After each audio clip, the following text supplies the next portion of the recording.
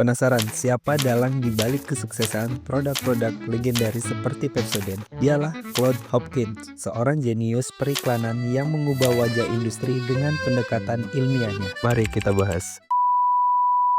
Inilah bapak periklanan modern, Claude Hopkins. Menurut David Ogilvy, tidak seorang pun di tingkat apapun boleh diizinkan untuk melakukan apapun yang berhubungan dengan periklanan sebelum ia membaca buku ini 7 kali. Jadi berikut ini adalah pelajaran terbaik yang dapat Anda mulai pelajarin hari ini. Claude C. Hopkins memengaruhi pemasaran modern dengan pendekatan ilmiah dalam membuat dan menguji penawaran. Pada tahun 1907, ia memperoleh gaji yang belum pernah terjadi sebelumnya, sebesar 185.000 US dollar per tahun, setara dengan 6 juta US dollar pada tahun 2023. Hal ini menjadikan salah satu pengiklan dengan bayaran tertinggi yang pernah membuat penawaran. Dia menemukan pengujian A dan B, pengambilan sampel gratis, citra merek, salin penelitian, uji pemasaran, kupon, dan pelacakan respons, pengukuran biaya per pelanggan. Hopkins bahkan memperkenalkan slogan dengan periklanan. Hopkins lahir pada tahun 1866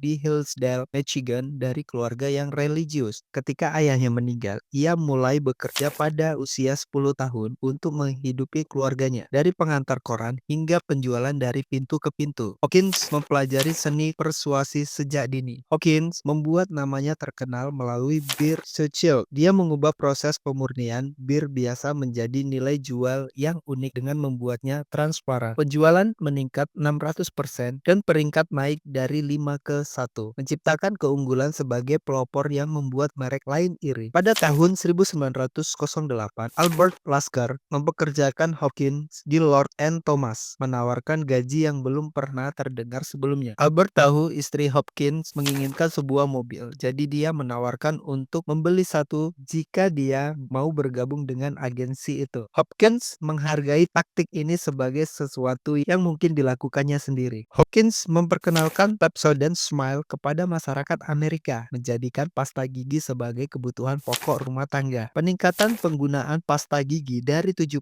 menjadi 65%, menjadikan Pepsodent sebagai pasta gigi terlaris selama lebih dari 30 tahun. Dialah alasan kita menggunakan pasta gigi saat ini. Ia mengakhiri karirnya sebagai presiden dan ketua Lord and Thomas. Dia menerbitkan Scientific Advertising pada tahun 1923 setelah dia pensiun dan menjadi bacaan wajib di bidang tersebut. Karya Hopkins membentuk periklanan modern dan membantu mengubah menjadi bidang berbasis data yang dapat memprediksi hasil. Hampir semua pertanyaan dapat dijawab dengan murah, cepat, dan tuntas melalui kampanye uji coba. Dan itulah cara menjawabnya, bukan melalui perdebatan di meja perundingan. Bukan hal yang aneh jika perubahan pada berita utama dapat melipat gandakan laba dari 5 atau 10 kali ke atas. Buat keputusan yang didukung data. Satu-satunya tujuan periklanan adalah untuk menghasilkan penjualan. Iklan menguntungkan atau tidak menguntungkan tergantung pada penjualan aktualnya. Penulis iklan lupa bahwa mereka adalah penjual dan berusaha menjadi pemain. Alih-alih menjadi penjual, mereka mencari pujian. Setiap kata dalam iklan harus mendorong hasil. Jika memungkinkan, kami memperkenalkan kepribadian ke dalam iklan kami. Dengan membuat seseorang terkenal, kami membuat produknya terkenal. Hopkins